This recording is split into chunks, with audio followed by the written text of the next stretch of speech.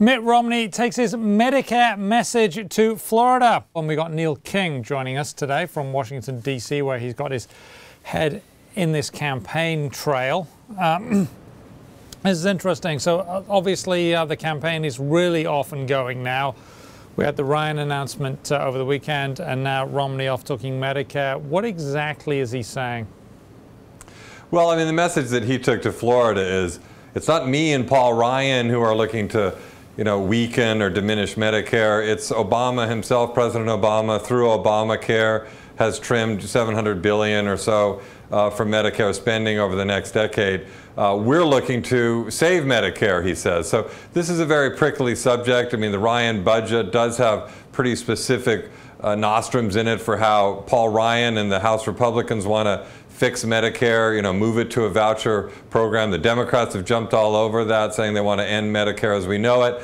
And one thing Romney didn't do when he went to Florida today, and he's still down there, was to talk, in any detail about what his plan would be. And he's already made it kind of clear that Paul Ryan's plan is not his plan for what the budget would be or what, fixing Medicare would look like.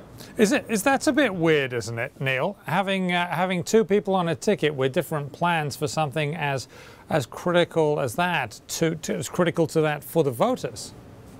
It's going to be interesting going forward because Paul Ryan is the Paul Ryan plan. I mean, if it were not for the plan, Paul Ryan wouldn't now be the vice presidential pick because it is the thing that has distinguished him and set him apart.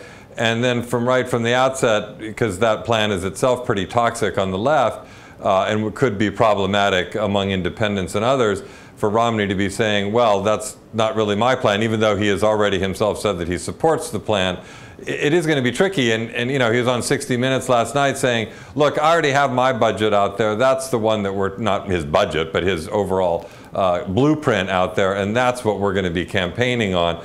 So we'll see how he's able to thread that going forward. That will be interesting. Now, how did it go over with the people he met with in Florida?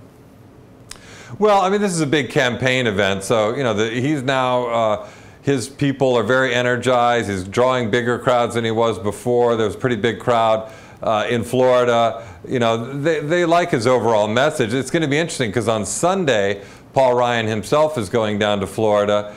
And, he brought up in the 60 Minutes interview last night that his mother lives in Florida and she's on Medicare. I don't know whether this is going to happen, but I can imagine it being pretty potent if he were to campaign and travel around Florida a bit with his mom, talking about how she's living there and that she's on Medicare. That might help cushion any idea that he's going to somehow or other take away her Medicare.